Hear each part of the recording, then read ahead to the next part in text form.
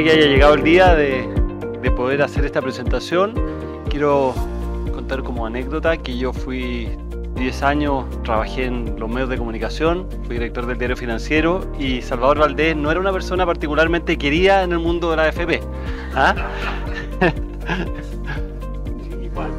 No era muy querido, pero sin embargo me parece que todos han reconocido desde siempre que el trabajo de Salvador Valdés ha sido un trabajo serio, no militante, sino que absolutamente técnico y propositivo. Y en ese sentido lo quiero unir con el trabajo que hace el Centro de Competencias de la universidad. Yo por otras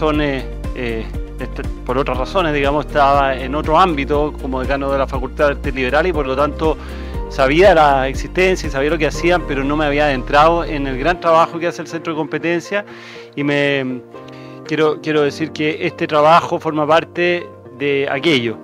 Un trabajo serio también y que tiene múltiples aristas y muy bien dirigido por Felipe Larrazábal.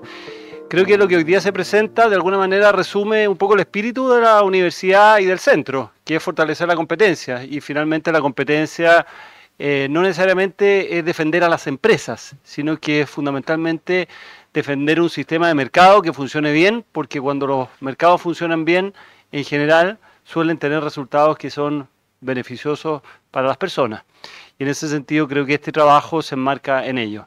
Tener la oportunidad de mirar el trabajo y me parece que es un gran trabajo. Así que sin más quiero dejarlo, digamos, con el autor de este trabajo y felicitarlos por esta gran contribución a esta discusión que se está generando. Muchas gracias.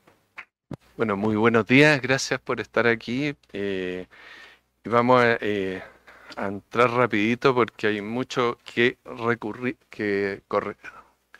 recorrer. Estos son mis temas a tratar. Voy a hablar primero de un resumen del informe.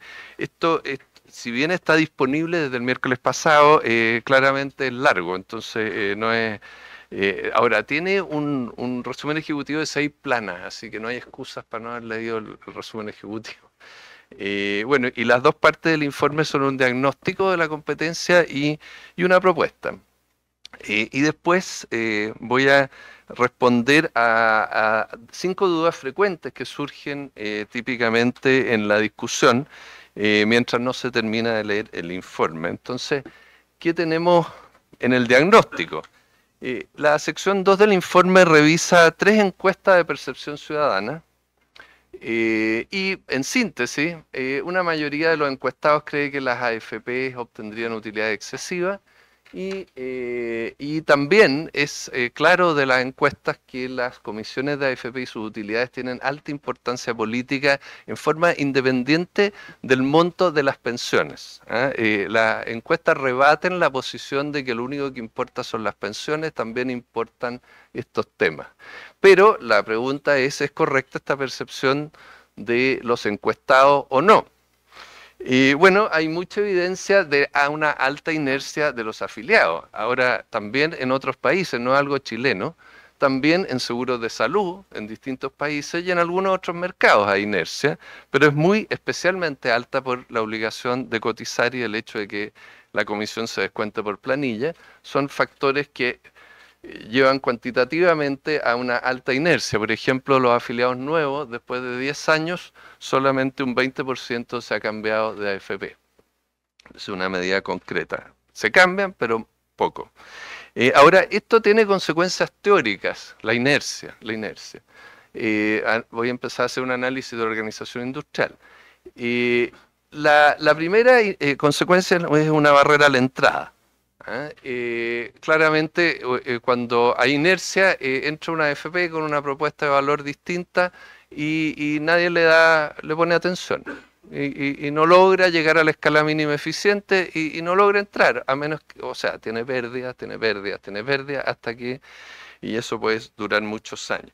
¿Cuál es la evidencia? Bueno, la última entrada sin licitación fue el año 95, llevamos 29 años sin entrada.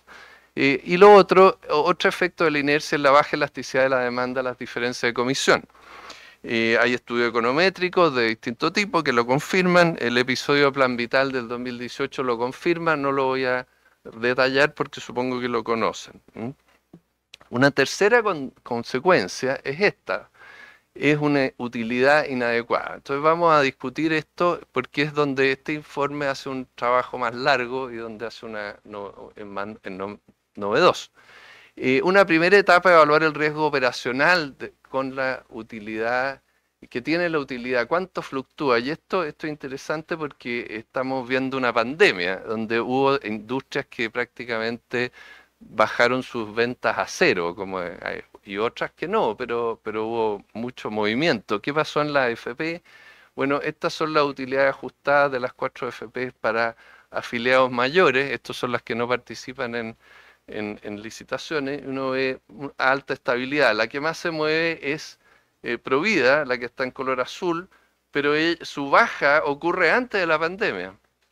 Su baja, su punto más bajo, o sea, el 2019 ya había caído mucho y después se recupera fuertemente. Entonces tenemos que hay una alta resiliencia de la utilidad en pandemia, también en el frenazo del 2023, que muchas industrias tuvieron gran pérdida de utilidad, por lo tanto el riesgo operacional es bajo. Después tenemos algunos ajustes a los estados financieros. Lo primero es sacar del activo la plusvalía por adquisición. Este es registrado por solo 4 AFP, por ejemplo Habitat no lo tiene. La pregunta es, voy a tratar de explicar qué es lo que es este ítem porque es poco conocido. Yo sé que hay personas que son mucho más expertas que yo en esto, pero hemos revisado las normas IFRS. Voy a hacer un ejemplo. Imaginen una nueva empresa que invierte 100, queda con un activo de 100 unidades, van a ser 100 millones de pesos, etcétera, sin deuda y gana 70 millones al año gracias a una fuerte barrera a la entrada y que tiene buena demanda, bajos costos, etcétera. Obviamente la contabilidad va a mostrar un ROA, un retorno sobre activo, de 70% anual. Este es un caso hipotético. Ahora, supongamos que esta empresa vende en bolsa 20% de sus 50 acciones. Si la tasa de descuento es 10% anual, el precio en bolsa va a ser más o menos 14 pesos por acción. ¿Ya? Eso es fácil de calcular ahí. Ahora, después uno puede estimar el KPM o algún otro modelo de fijación de activos en la muestra posterior a la salida de bolsa y va a encontrar que el retorno esperado de estas acciones es, si está la muestra más o menos bien hecha, 10% también. Pero, ¿qué es lo que es esto? Este es el retorno para el nuevo accionista, porque para él se supone que compra en bolsa al precio de bolsa y después recibe las utilidades. Este es el costo para él. La pregunta es qué es lo que pasa con los clientes. Con los clientes no ha pasado nada. Los clientes siguen en las mismas condiciones que antes. Ellos siguen pagando un ROA de 70% al conjunto de los accionistas nuevos y antiguos. Lo que pasa es que los accionistas antiguos vendieron a un gran precio, capitalizaron y vendieron el valor presente futuro de las futuras utilidades. Para efectos de un análisis de competencia, el dato útil es el ROA histórico, no es el KPM, porque recoge la barrera a la entrada, que es lo importante. Entonces este es un ejemplo hipotético. Ahora, ¿por qué tiene que ver? Porque, ¿qué hace las normas IFRS con las combinaciones de negocios? O sea, llamadas, un nombre poco inusual, son las adquisiciones y fusiones. Bueno, en general la contabilidad IFRS no permite, solo permite activar los desembolsos efectivos históricos, en el ejemplo, en el hipotético, 100 millones, y el ROA sería 70% según IFRS. Pero hay una gran excepción. La norma 3 dice que si se vende, voy a seguir el ejemplo, el resto de la empresa, el 80% que no está disperso, a un nuevo dueño, y digamos que al precio de bolsa, para ser coherente, entonces la norma IFRS permite al comprador registrar en su activo la diferencia entre el valor contable, que era 80, porque tenía el 80% de las acciones, no había deuda, y 560, que es el valor de estas acciones que acaba de vender en bloque. Y esto se registra como plusvalía adquirida. Esto es muy importante, ¿por qué? Porque este ítem contable hace que de ahí en adelante la contabilidad refleje el ROA del nuevo accionista. Ese es el objetivo de la norma y para ese objeto lo cumple perfectamente. El nuevo accionista que pagó ese precio y sigue cobrando los 70 al año de utilidad va a obtener el ROA de 10% que vimos en la lámina anterior. Sin embargo, este ítem del activo no presta servicio alguno a los clientes. No refleja el ROA del antiguo accionista tampoco, que era 70%. Además, esto genera un problema de análisis de competencia gravísimo, que es que una empresa idéntica al lado, que no vendió un nuevo dueño, sino que sigue con los dueños originales, no accede a esta excepción de las normas IFRS. Por lo tanto, para un análisis de competencia se debe excluir la plusvalía adquirida, y esa es la primera gran corrección a la contabilidad que hago. La segunda es sacar el encaje. ¿Qué es lo que ocurre? Una AFP es una empresa con dos divisiones, como multidivisional. Tiene una división encaje y una división operacional. Las dos son necesarias, sí, pero tienen riesgos diferentes. El análisis de competencia exige separar la división encaje. ¿Por qué? Porque tiene otro riesgo, está haciendo otras cosas. ¿Y eso qué significa? Sacar su utilidad financiera, el retorno que gana el mayor valor de las cuotas de los fondos de pensiones, y sacar también del activo al encaje. Y así uno obtiene por diferencia la división operacional. Pero eso no es sencillo. Pues la división encaje presenta altos costos de financiamiento. El encaje es ilíquido de largo plazo. No se puede entregar en garantía para obtener crédito. Tiene una serie de atributos que no me voy a alargar, pero en definitiva solamente obtiene liquidez y se puede vender la división encaje cuando se vende la AFP completa. ¿Ah? Dado eso, para separar la división del encaje, lo que hacemos es imputar a la división operacional una carga del encaje, un costo que refleja este costo de financiar a la división encaje. Acuérdense que el encaje crece y crece y crece y no se puede sacar nunca menos que venda la empresa, o sea, esos son los problemas. Esta carga refleja el costo que estamos hablando. Pero esta carga tampoco es infinita. No nos subamos por el chorro, ¿no es cierto? Entonces, ¿cuál es el tope? Bueno, siempre el grupo dueño puede vender otros negocios para financiar encajes, es como el mínimo. Así que ese es el criterio que usamos para imputar un costo de carga del encaje. Se estima que esta carga es 9% anual multiplicado por el monto del encaje, a lo cual, y el retorno del encaje entonces tiene que ser al menos este 9% más el retorno financiero habitual de la cartera diversificada que está detrás del encaje.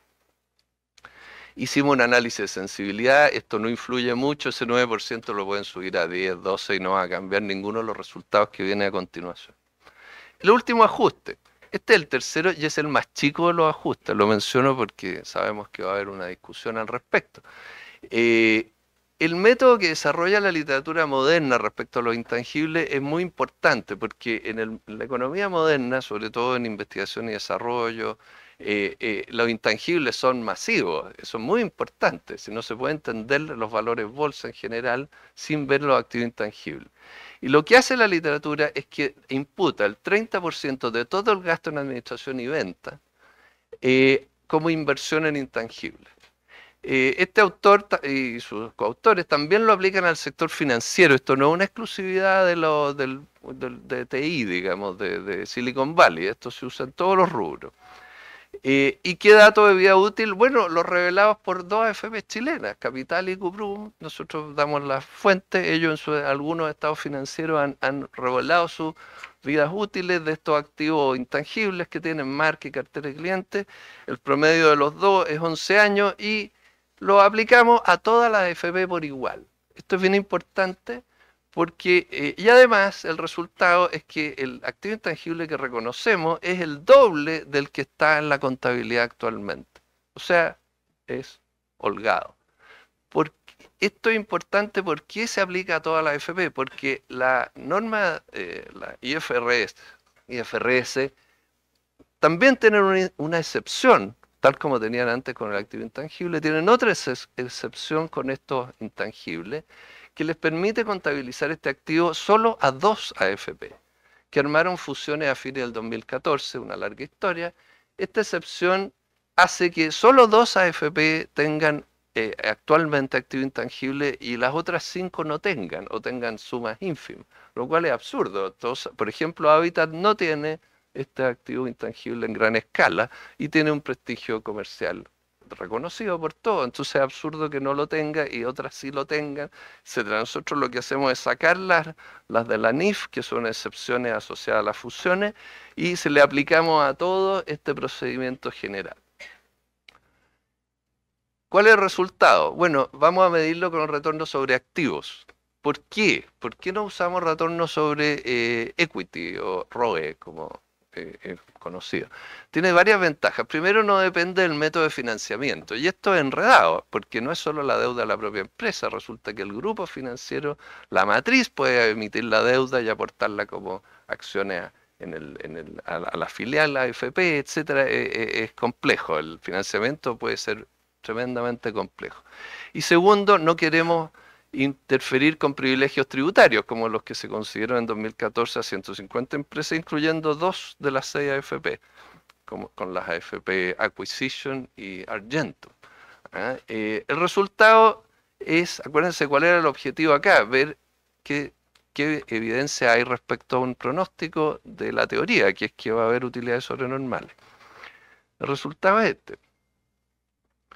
Lo que está acá abajo, en rojo, es el ROA en otros negocios estimado. Hay 2 métodos, este es el método más alto. El que da el ROA de otros negocios, 12,5% anual real antes de impuestos. Estas son las FP que van, ustedes ven, hay una bajada acá, pero si se acuerdan del otro gráfico que las utilidades eran bien estables, esto se debe a que el activo sube en esta pandemia porque por alguna razón varias FP retienen bastante utilidad y no las reparten. Pero bueno, estamos después de la pandemia, 22-23, ahí está el promedio, el valor negro, bastante alto de estas 4 AFP. Así que, resultado, un check. Este pronóstico de la teoría para la barrera a la entrada también se cumple. Cuarto pronóstico, a mayor intensidad de competencia, mayor costo medio de producción de algunas AFP, no de todas. ¿Por qué? Por 2 razones. Uno, porque los proyectos internos de reducción de costo de producción tienen menos prioridad cuando hay mucho margen y hay poco competencia. Es más importante hacer marketing. Segundo, esto lo dice la teoría y cito toda la evidencia internacional al respecto y teoría también, evidencia empírica. Y lo otro es que cuando hay más intensidad de competencia, las que son muy caras no subsisten, pues les cuesta mucho más subsistir, se achican y van saliendo del mercado. Así que eso es una predicción respaldada con base de datos gigantesca de qué pasa en todo el mundo. Este ratio es el costo medio, el ratio del costo medio de producción, solo producción, aquí no estamos hablando de otros costos, solo producción del percentil 10, o sea, la más barata, el 10% más barato, y el percentil 90 de la misma industria. Y según los estudios para Estados Unidos, de unas 400 industrias, este ratio, este cociente, anda por 1,9, 1,92. ¿Qué es lo que ocurre en Chile? Fue 9,5. Eso es señal de nuevo, otro check. Es una dispersión mucho mayor que lo que se espera de una industria de competitividad promedio. Aquí están los valores, aquí está el número de afiliados en el eje horizontal, aquí está en el eje vertical el costo de producción media, y allá hay un punto loco que se me salió el gráfico porque era un poco caro. Pero miren las diferencias, 4 versus 1,5. Aquí la dispersión es brutal, es mucho más de lo que se ve en una industria americana. Por lo tanto, check, esta predicción también se cumple. Ese triangulito es la FP1. Esto es importante para el proyecto del gobierno. El proyecto del gobierno está muy equivocado. Miren el costo medio de la FP1 comparado con el de AFP modelo. Tiene 4 veces más afiliados. Son prácticamente muy similares. Aquí no hay economías de escala. Son economías de escala muy modernas, muy modestas, perdón, lo dije mal. Muy modestas, por lo tanto, el proyecto del gobierno está perdido al proponer la división de la industria basada con un argumento de que va a haber economías de escala al monopolizar la función de apoyo. Quinta pronóstico, alto margen genera mayor inversión en vendedores, publicidad, apps. Bueno, la evidencia es ampliamente favorable, no me voy a extender. Y por último, baja elasticidad, la última predicción es que la inercia significa baja elasticidad, diferencia en rentabilidad. Pero ¿cuáles diferencias en rentabilidad? Aquellas que se proyecta la AFP adicionará en el futuro. Las pasadas no inciden en mi decisión de AFP. Las futuras son las que inciden en mi decisión de AFP. Y lo que importa es cuánto adiciona la AFP, porque si yo elijo el fondo A y me como yo como afiliado el costo, el riesgo sistemático de estar en el fondo A, ese es mérito mío como afiliado, no es mérito de la AFP. El aporte de la AFP está en adicionar por encima de alternativas similar riesgo, ¿no es cierto? Bueno, el problema es que las diferencias adicionadas en el futuro no son pronosticables con precisión a partir de las diferencias adicionadas en el pasado. Esto en general, esto hay mucha evidencia, esto no es algo chileno, pasa en todo el mundo. El anexo C muestra evidencia al respecto. ¿Qué pasa en Chile? Hay una excepción, para ese lapso una AFP que logró tener como predictibilidad, pero ese periodo llegó a su término. En los últimos 3 años ha sido otra la AFP que ha tenido mayor rentabilidad, no la que tuvo más rentabilidad en eso, para los mismos fondos, comparando fondo con fondo. Así que tenemos un problema. Y además hay sólida evidencia econométrica de baja sensibilidad de los traspasos a las diferencias en rentabilidad de los fondos observadas en el pasado, que es lo más fácil de mirar. Pero esto influye poco. Tiene baja sensibilidad en promedio. Hay pequeños segmentos que sí tienen sensibilidad, sobre todo los que tienen APB tipo B, los que tienen APB tipo A, nada. Entonces, ¿cuál es la predicción? Departamentos de inversiones de AFP escuálido, usando una frase que andaba circulando por Twitter el otro día. Sí, pues tienen pocas personas, subcontratan muchísimo para otros subdelegados. Conclusión, baja competencia. Se cumplieron todos los pronósticos de la teoría. Pregunta, ¿hubo competencia en las subastas para afiliados nuevos? Respuesta, el ROA que encontramos para la AFP que sirve a los afiliados nuevos fue aún mayor que las que ya mostré. Aquí está el gráfico que lo muestra. De hecho, recalculamos qué comisión tendría que haber cobrado AFP Modelo el año 2023 para tener un ROA de 12,5%, que es nuestro nivel como de alternativa promedio para las demás actividades empresariales en Chile. Su comisión debió ser 0,34. Ahora, ¿es un valor raro? La verdad es que no. El sistema Nest de Reino Unido, con el 0,22% del sueldo, estaría equilibrado. Actualmente cobra menos, pero recibe un subsidio. Pero si mantenemos el subsidio de vuelta, tendría que cobrar 0,22. El Canada Pension Plan cobra 0,19% del sueldo. Así que cobrar 0,34 está bien, tenemos sueldos más bajos, así que a lo mejor necesitamos pagar una tasa un poquito más alta, ¿cierto? Y la pregunta es, ¿qué permitió a AFP Modelo el cobrar lo que cobró, que fue 0,58? Bueno, básicamente estas licitaciones de afiliados nuevos son muy raras, tienen un solo postor la mayoría de ellas. Y otras tuvieron 0 postor, la del 2018. Entonces, ¿qué es una licitación con un solo postor? Eso se llama monopolio. Entonces, tenemos un problema. ¿Cuál es el diagnóstico? El Estado obliga a los empleadores, hace todo esto que está acá, y creó un mercado artificial. Por lo tanto, es deber del Estado acompañar un marco de competencia que dé a los prestadores de utilidades normales y costos bajos.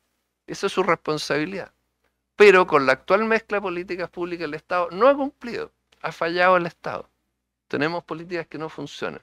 ¿Cuál es el diagnóstico técnico que se deduce de todo lo anterior?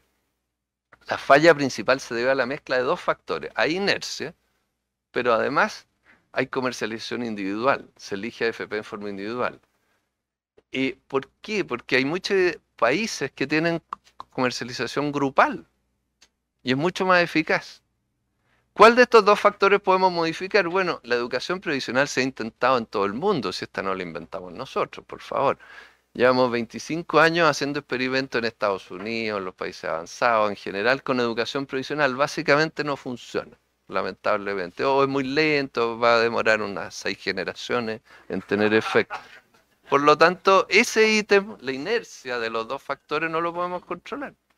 Pero queda el otro. El otro es la comercialización. Y podemos mejorar la comercialización. ¿Cómo? Con comercialización grupal. Una opción es subastas con muchos postores. Pero muchos postores, un solo postor ya sabemos lo que pasa. Así que ese es el desafío. Aquí viene la propuesta. Licitaciones rotativas de afiliados antiguos con retracto libre. Funcionan. ¿Por qué? Porque separan la sensibilidad a la comisión que tiene el afiliado, que va a continuar siendo bajo, de la sensibilidad a comisión que reciben los postores, que perciben los postores en una subasta. Esta otra sensibilidad es alta, la percibida por los postores. ¿Por qué? Una comisión un poquito mayor la transforma en perdedor. Entonces, esa es la mecánica. Por lo tanto, las licitaciones eliminarían la principal barrera a la entrada si son competitivas y permiten combinar la inercia de los afiliados con una competencia intensa. ¿Ah? Esto ¿es una idea nueva? Por favor, no. Tanto que en el gobierno de George Bush, el segundo, no el primero, propuso en la Comisión para Fortalecer la Seguridad Social licitaciones para Estados Unidos. Y ellos lo inventaron tampoco. Bolivia lo aplicó el 97, Panamá 2000, Chile el 2010 con los nuevos, Perú 2012, al principio fue competitiva, etcétera. Así que es una idea antigua. ¿Cómo serían estas licitaciones? Bueno, lo primero es tener una comisión de diseño por los primeros 5 o 10 años. Aquí yo lo que voy a explicar ahora son lo que he podido identificar como componentes de una solución, pero por supuesto está abierto al debate y verá, y ojalá esto se estudie con más profundidad, y creo que la manera de hacerlo es una comisión de diseño fino, como se hizo cuando se reformó el seguro de invalidez y sobrevivencia. Habría que facultarla para acomodar aspectos del diseño a la coyuntura, minimizar la maldición del ganador, estudios principales de incerteza, o sea, hay todo un trabajo pendiente que yo no he hecho a pesar de lo grueso que es mi informe. Segundo, tener grupos aleatorios. ¿Por qué hay que formar los grupos en forma aleatoria? Porque hay que minimizar los subsidios cruzados, indeseados, y mantener los deseados. Eso es bien complicado y esta es una manera de lograrlo. A lo mejor hay otra, pero es una. Esto requiere que los grupos de un mismo lote tengan costo medio de servicio similar y que tengan ingresos de comisión promedio similar. Eso, si la comisión es sobre sueldo, se requiere que el sueldo promedio de los grupos sea similar. Con ese fin se propone que los grupos de cada lote sean conformados aleatoriamente a nivel nacional por la superintendencia. Aquí hay un ejemplo de 15 grupos grandes donde cada grupo es servido por 10 años. Se licitan en 5 lotes cada 2 años. Esta es una transición lenta porque toma 10 años. Un grupo de un quinceavo, por ejemplo, un lote que se licite el 2024, seleccionaría 3 prestadores para atender a 3 grupos. Serían los afiliados cuyos RUT terminan entre 100 hasta 166, grupo 1, entre 167 y 233, grupo 2, y así sucesivamente. Después, el 2026, otras 3 FP para otros 3 grupos, etcétera, con los RUT que terminan en eso. Es una forma aleatoria de hacerlo. Y lo importante es que al cumplirse los 10 años, nuevamente se relicita el grupo verde. O sea, volver, si no tenemos el problema del Plan Vital 2018, o sea, hay que volver a relicitar, esa cosa tiene que estar muy clara. Ahora, este esquema, ¿cómo se ve por una AFP? Bueno, un 20% de los afiliados propios se van juntos en cada lote, se van porque serían 15 grupos de 6,7% cada uno, sumando los 3 grupos sería 20% se me van. Pero si esta AFP hace postura agresiva y gana uno solo de los 3 grupos del lote, entonces queda sirviendo más afiliados que antes. Siempre que su participación inicial sea menor que 33,3%, es un poquito de álgebra. Bueno, resulta que todas las AFP actuales podrían crecer. Claro, pero solo 3 lo lograrían porque hay 3 grupos licitados y ahí está la competencia. ¿Y qué pasa con la AFP perdedora? Hay un pequeño premio de consuelo, que es liberar el 20% de su encaje. ¿Qué pasa con la libertad? Bueno, es mejor que hoy, porque hoy día todo afiliado puede cambiar de prestador cuando quiere. Bueno, aquí también. aunque su servicio haya sido licitado. Hay un retracto libre, puede rechazar sin expresión de causa, porque tiene una amiga en la AFP, porque le queda al lado, por cualquier razón, lo que quiera. ¿Cuánto me molesta a mí que me liciten? Me licitan una vez cada 10 años, 4 veces en mi vida laboral, no me molesta. ¿Cuántos los afiliados, además nuevos, quedarían liberados? Hoy día están amarrados por ley a quedarse en una sola AFP. Serían liberados de eso, podrían cambiarse cuando quisieran. Otra consecuencia, todo prestador va a mantener un segmento de comercialización individual. ¿Por qué? Porque algunas personas sí van a retractar. No sabemos cuánto, pero puede ser. Va a mantener una red de sucursales y vendedores, pero será más pequeño, ¿no es cierto? Ahora, ¿este retracto le crea incertidumbre al postor? Sí, pero poca. La inercia frena esa incertidumbre. Es una incertidumbre tolerable del negocio.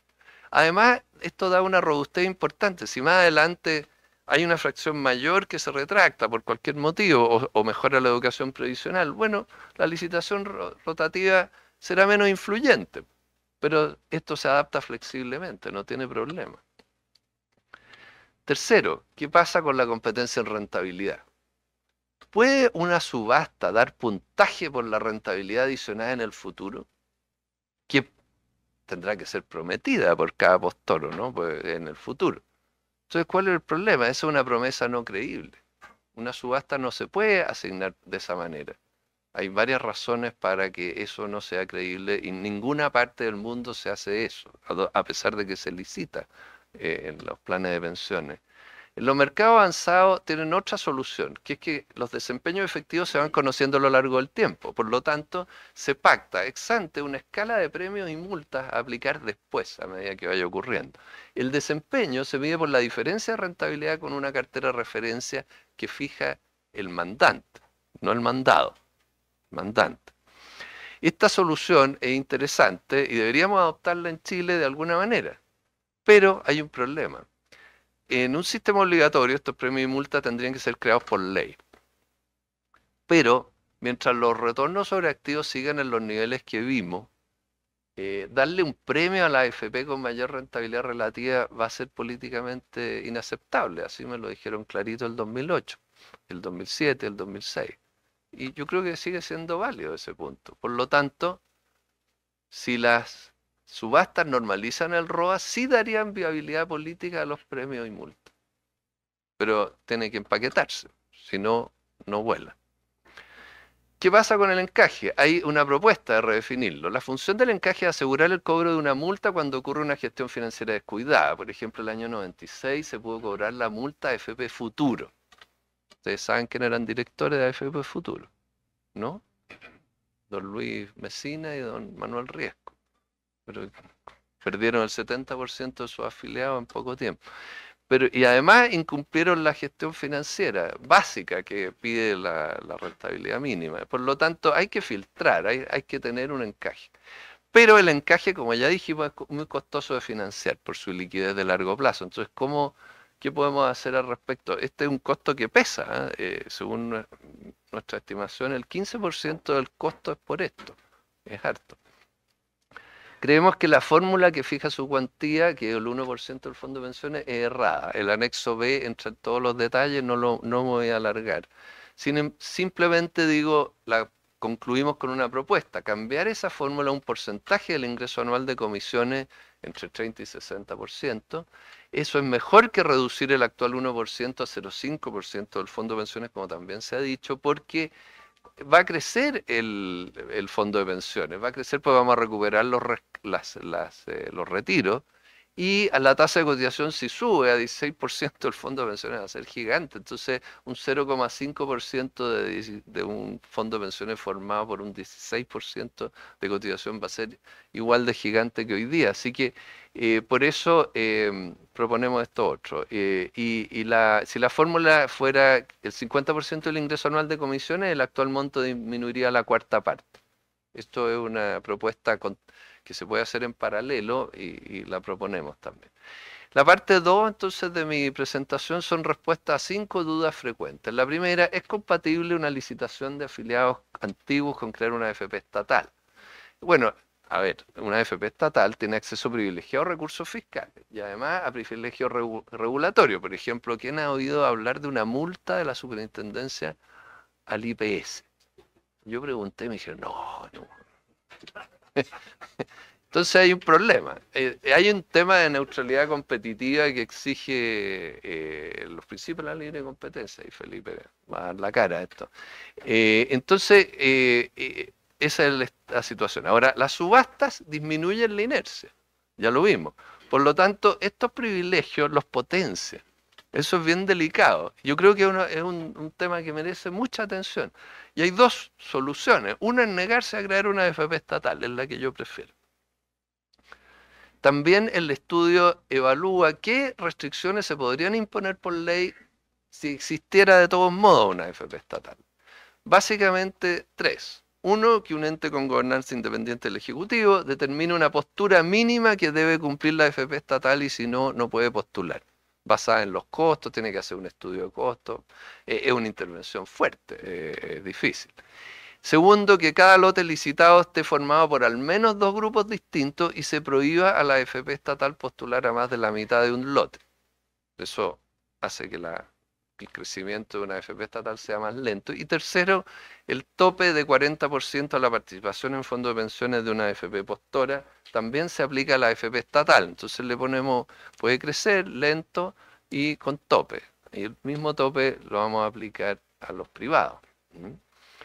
Una otra objeción, para traspasar los fondos de un grupo licitado habría que liquidar enormes sumas en semanas. Habría grandes pérdidas, habría que mantener enormes excesos de liquidez, se repetiría lo de felices y forrados. Y esos excesos de liquidez rentan muy poco, se sacrificaría la rentabilidad de los fondos de pensiones. Bueno, no es así. Un grupo licitado posee en principio un quinceavo de los fondos de pensión. Lo que se hace en la licitación es traspasar el control de ese 6% de los títulos de los fondos A de la AFP de origen al fondo A de la AFP vencedora. ¿Cómo se hace eso? Se avisa a los custodios el cambio de identidad del propietario de los títulos. Esto no requiere ir a vender a huevo en el mercado secundario. Es una fracción fija, no manipulable. Lo menciono porque por ahí salió una idea loca de que alguien lo iba a manipular, esta fracción. Además, esto ya se hace. Cuando cambia el administrador de la AFC de cesantía, se hace exactamente lo mismo. No es una novedad y se hace en todas partes en realidad. Y con forma electrónica es más fácil. Segundo, el fondo A de la AFP vencedora recibe el control de títulos y a cambio emite cuotas a sus nuevos partícipes. Los fondos A que entregan títulos cancelan cuotas a sus partícipes que se van, ¿no es cierto? Esa es la mecánica. Y lo mismo en los demás fondos. Y la pregunta del millón es, ¿cuánto va a ajustar la composición el nuevo gestor en los meses siguientes? Bueno, los fondos A son muy similares. ¿Por qué? Porque comparten la cartera de referencia. Tienen la misma cartera de referencia, que es indispensable y tiene que seguir existiendo. Así, los ajustes del nuevo gestor van a ser pequeños. Va a haber ajustes, pero son moderados.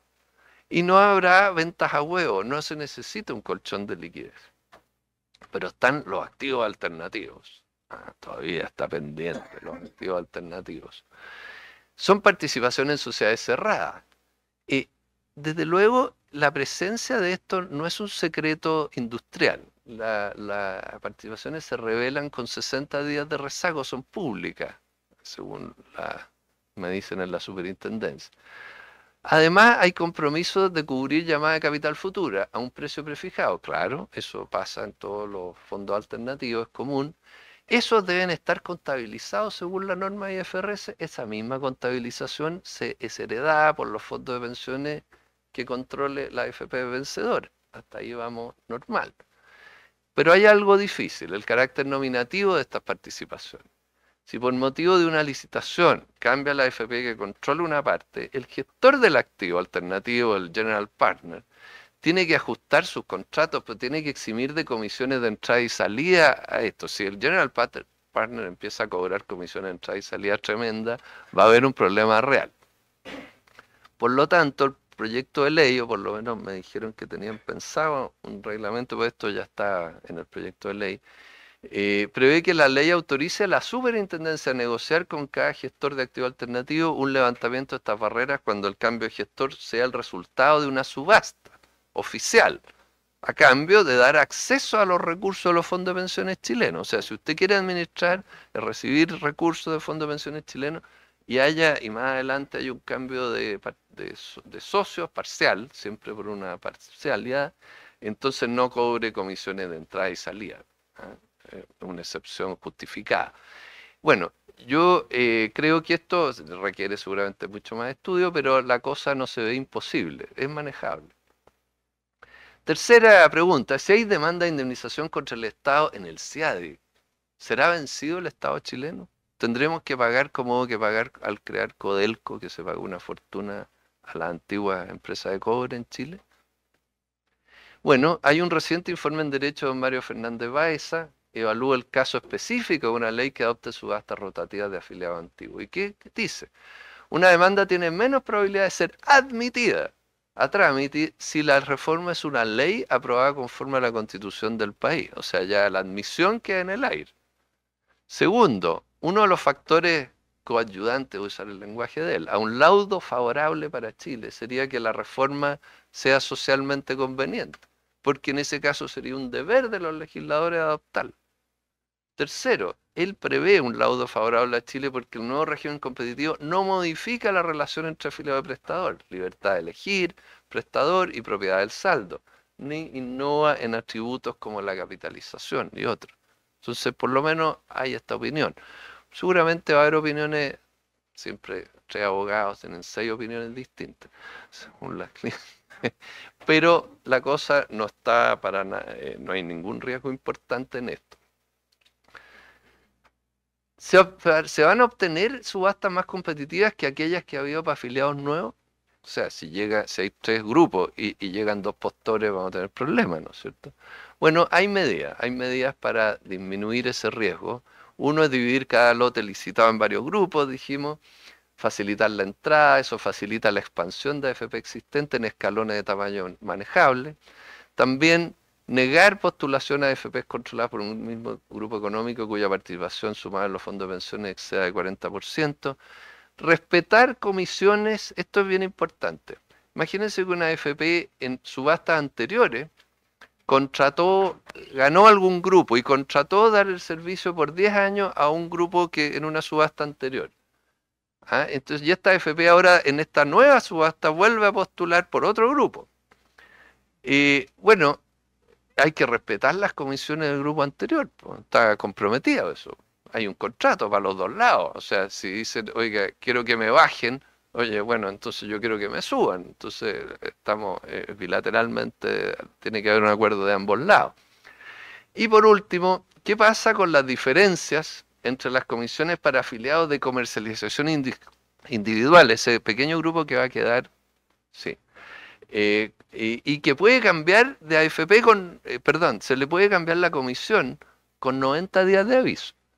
¿Y qué pasa con la comisión que esta misma AFP va a ofrecer en la última subasta, que dura 10 años sin cambio?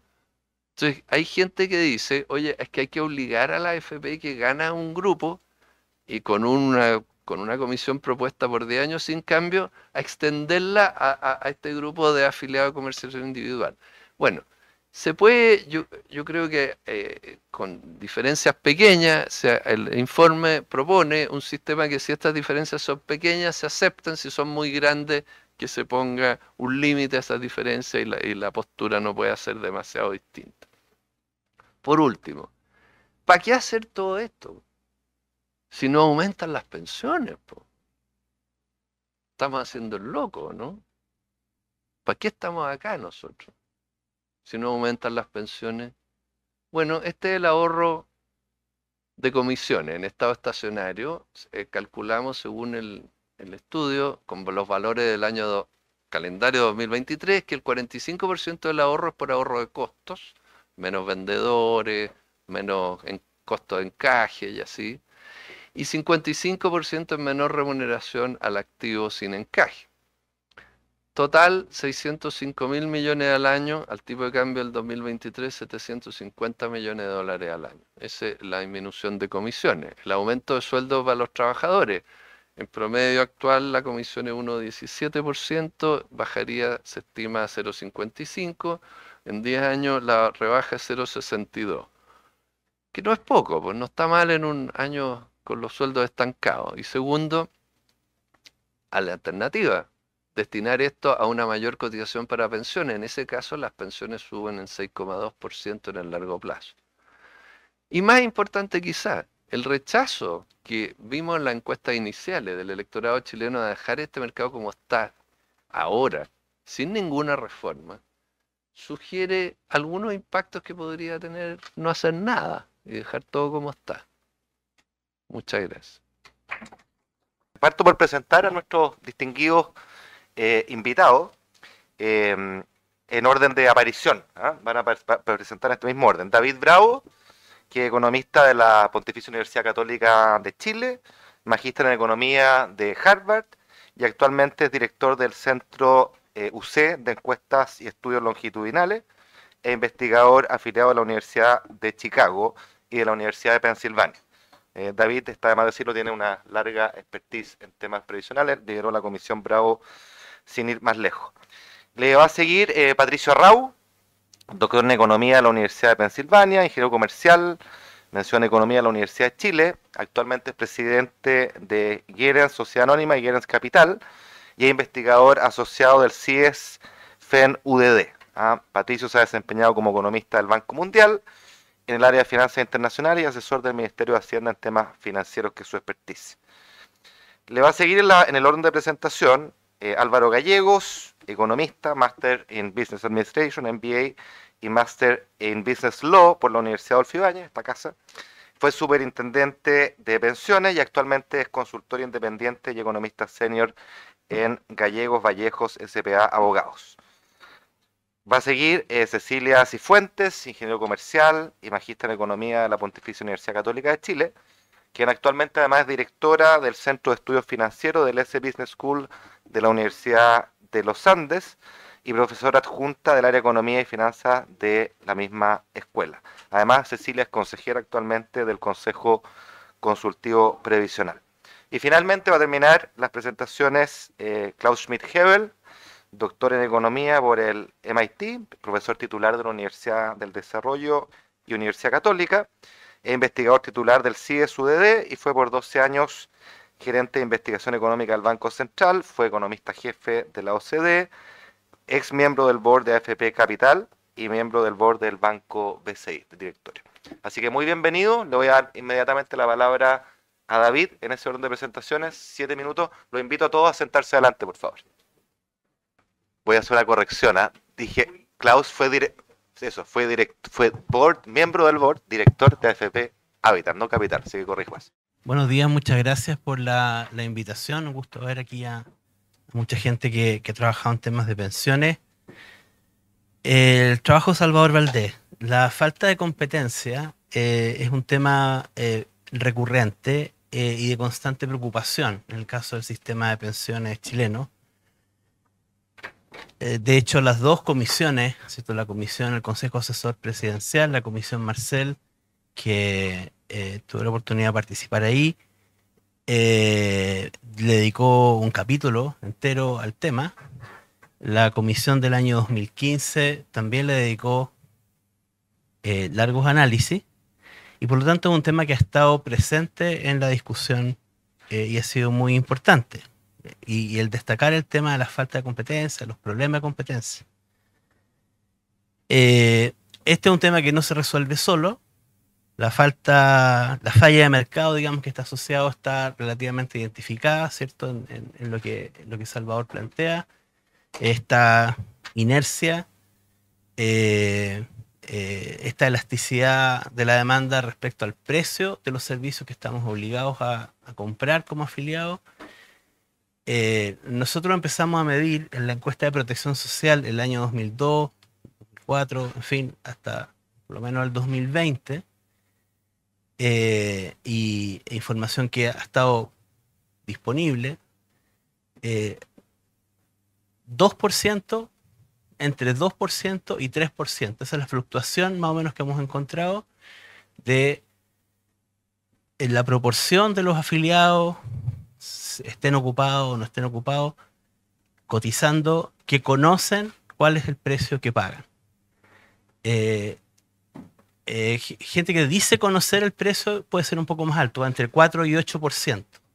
Pero cuando dice exactamente qué es lo que paga, ahí los números son absurdos, ¿cierto? Entonces, en realidad, y eso no ha cambiado en el tiempo, o sea, sigue siendo cierto, tal como hace 20 años, que las personas no conocemos, la gran mayoría de las personas no conocen, salvo una fracción muy pequeña, qué es lo que estamos pagando. O no nos importa, o simplemente no estamos mirando el precio, estamos obligados a comprar servicios, ¿cierto? Y ese precio no se mira. Por supuesto, la naturaleza de estos servicios tiene que ver con la obligatoriedad que tiene. La comisión del año 2006, frente a esto, recomendó la licitación, por una mayoría recomendó la licitación de los nuevos afiliados. Yo creo que la reflexión que hicimos ahí fue que había que ir con cierta gradualidad. En ese minuto se amplió la posibilidad de subcontratar funciones al interior de las AFP y se incluyó la licitación de nuevos afiliados como un paso. En la comisión de 2015 nosotros hicimos una votación más masiva por esta licitación de stock de afiliado histórico con posibilidad de retracto. Por lo tanto, ha estado presente en el tema. La propuesta del gobierno es una propuesta que yo creo que tiene más bien un carácter refundacional, porque tiene básicamente la separación de funciones, actores estatales y además la licitación en la versión en la que estamos hoy día, ¿cierto? El trabajo de Salvador Valdés, básicamente uno presenta evidencia, creo que es importante para la discusión que estamos teniendo respecto de que no se necesitaría monopolizar funciones, que hay economías de escala que ya se habrían aprovechado, ¿cierto? No ganaríamos demasiado en eso, y que por lo tanto más bien ir por el camino de la propuesta completa de rediseño institucional que tiene la propuesta del gobierno es más que en todo arriesgada.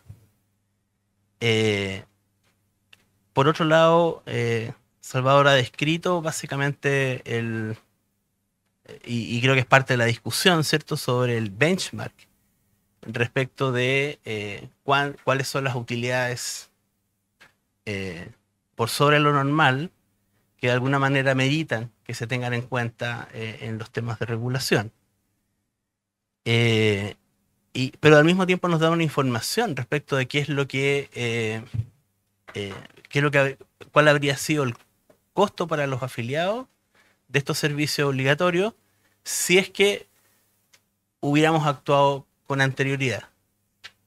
Ahora, lo hemos hecho gradualmente, 2 minutos, lo hemos hecho gradualmente a través de la experimentación, ¿cierto?, con la licitación de nuevos afiliados. Hemos aprendido sobre esa licitación. El camino natural, a mi juicio, es seguir por la vía de la licitación de afiliados históricos. Es el camino natural porque no es un rediseño institucional, no es una refundación, pero tampoco un cambio cosmético. Y podemos también experimentar y podemos evaluar y podemos ir haciendo cambios en el tiempo si es que efectivamente lo que aprendemos de las licitaciones nos lleva a eso. Creo que es fundamental, sí, el diseño específico. Acá Salvador mostró los aspectos de detalle que son relevantes. Se puede discutir eso. Yo pienso que uno no tendría que apurar las cosas, habría que empujar la licitación cuando los detalles de diseño estén bien afinados, y luego deberíamos estar evaluando. Si es un 20%, si se tiene que introducir más gradualidad, creo que también es algo que deberíamos considerar. Lo importante sí es mirar los datos, evaluar, tomar decisiones, pero creo que tenemos elementos que nos permiten decir que podemos dar un avance en esta oportunidad. Gracias por la invitación. En primer lugar, felicitar a Salvador. Aquí hay un trabajo muy comprensivo, con mucho material, mucho análisis, con todo lo que sabe en esta área Salvador, y que nos permite, por lo tanto, empezar ya ahora de verdad a discutir los efectos que tiene esta propuesta de licitación rotativa obligatoria para la industria de pensiones. Salvador no lo menciona en la presentación, pero sí está en el informe y profusamente en la prensa también.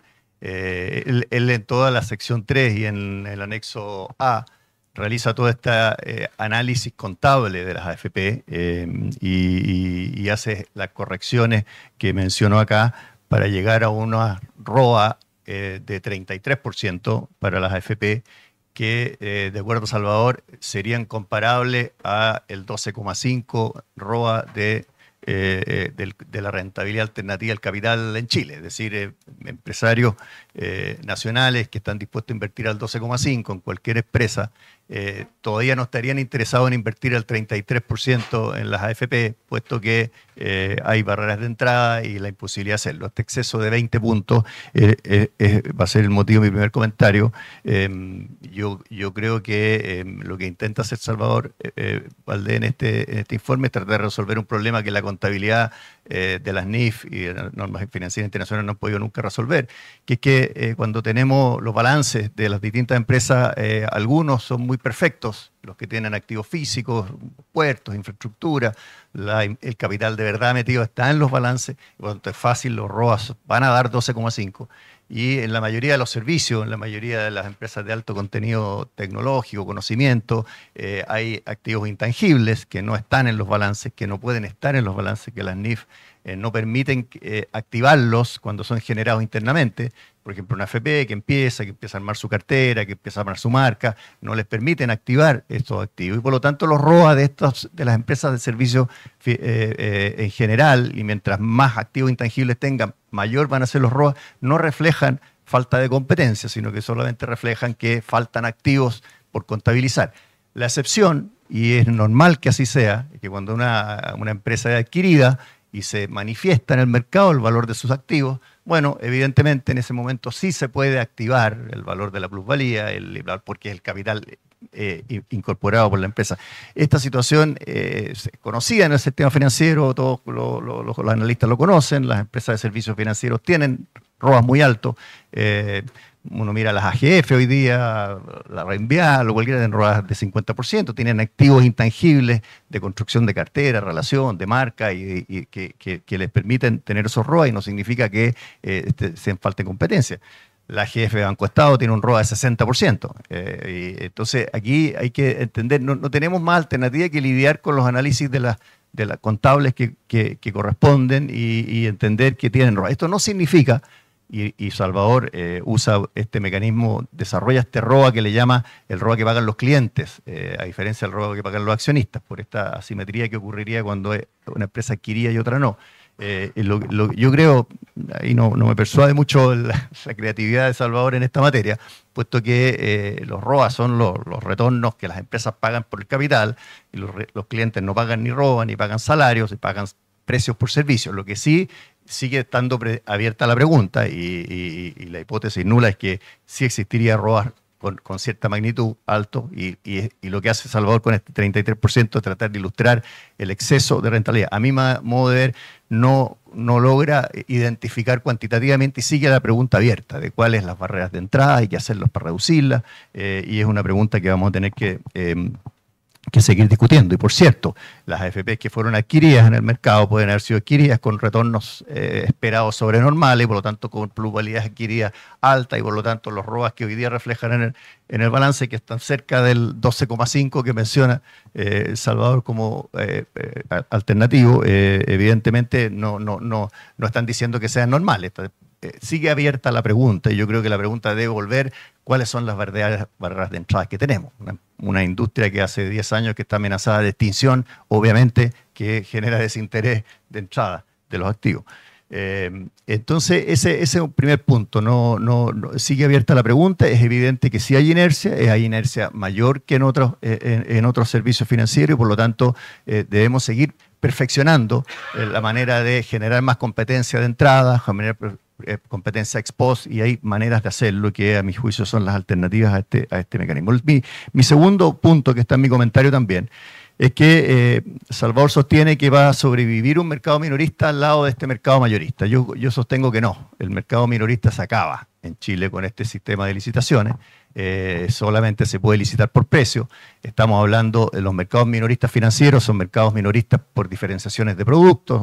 El precio no es lo único que importa la calidad del producto, la atención, importa muchas cosas y por supuesto uno de los atributos más importantes del ahorro para la vejez es la rentabilidad. Y ahí, por lo tanto, un primer punto que yo hago es que aquí debemos ser bien claros en que estamos optando por eliminar el mercado minorista que ha existido por 40 años en Chile y la elección individual. Queda nominalmente este retracto, pero la verdad es que no va a haber oferentes por diferenciación de productos porque no van a poder sobrevivir en mercados por licitación de precios. Lo que sí yo quiero dejar planteado en este último minuto es que uno de los atributos que más me preocupa que vamos a perder es rentabilidad. Yo creo que hoy día está el tema de los activos alternativos. Salvador menciona, hay muchos que se pueden traspasar los activos. Bueno, en los casos de activos alternativos, en los casos de estos general partners que administran esto globalmente, no va a ser tan fácil ni que lo regule la superintendencia ni nada. Básicamente ellos son muy celosos, los grandes operadores mundiales de este tipo de cosas van a poner muchas restricciones y no van a estar interesados en inversionistas que quieran invertir y salir a 2 años.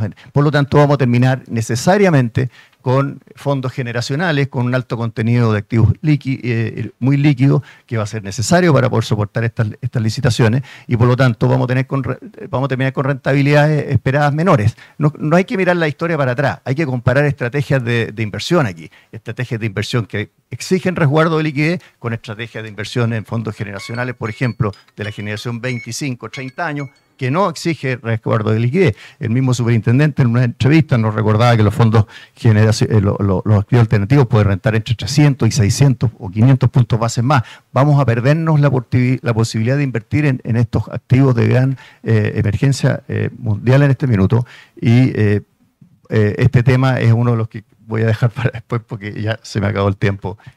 Y por lo tanto, la rentabilidad neta de inversiones, de comisiones, a mi juicio, va a reducirse con este sistema de licitaciones rotativas. Lo primero que quiero señalar es que estoy muy contento de estar acá. Esta es mi alma mater. Estudié aquí, claro que en realidad en Recreo, en la antigua Escuela de Negocios de Valparaíso. Pero después estudié aquí en esta misma sede el Master in Business Law. No tengo ningún Master in Business Administration como me premió Ignacio, pero bueno, me siento muy cómodo, sobre todo porque esto es un ambiente académico, y dado que es un ambiente académico, entonces podemos debatir este tema que genera tanta efervescencia pública, pero podemos hacerlo con calma, con tranquilidad y sin entrar en la trinchera. Aquí podemos conversar con base en evidencia, que es lo que precisamente hace el trabajo de Salvador, que yo creo que merece un ferviente saludo por su esfuerzo. Él hace una extraordinariamente acertada descripción o caracterización del actual sistema de pensiones que tenemos en Chile, ¿verdad? Él señala que este es un, entre comillas, mercado. Cuesta, ¿no es cierto?, decir que es un mercado, pero ok, aceptemos por ahora esa descripción, pero que es un mercado con una demanda obligada. Me gustaría saber si alguien en el mercado real no estaría feliz si tuviese una demanda obligada, donde el Estado obliga a las personas a hacer los aportes a estas empresas que son además autorizadas expresamente por el propio Estado. O sea, que nadie puede llegar y meterse a hacer una administración de pensiones, sino que tiene que ser empresas o sociedades anónimas especiales autorizadas por en este caso, la Superintendencia de Pensiones. Y además de estar estos afiliados obligados a hacer estos aportes, cuestión que por lo más es genérico, o sea, en todo el mundo los sistemas de pensiones tienen esta característica de ser obligatorios. Pero lo adicional y lo que es llamativo es que estos afiliados están obligados por el Estado a contratar con un prestador privado que tiene fines de lucro y que por lo tanto le va a cargar comisiones.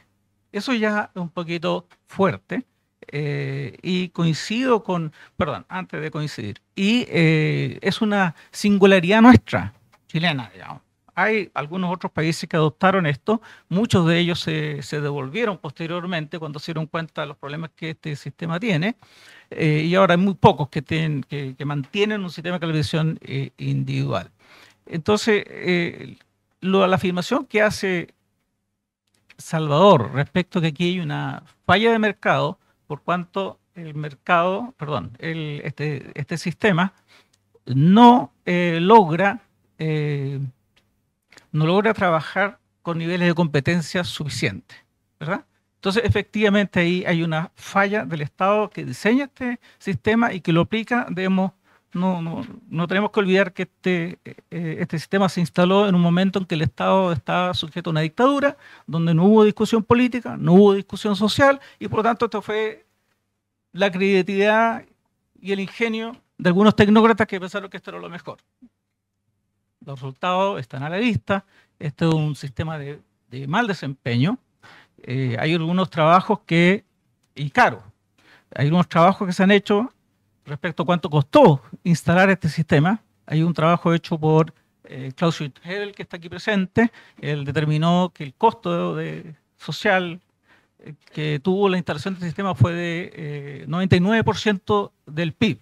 Me corrige si estoy equivocado, pero creo que ese fue el número.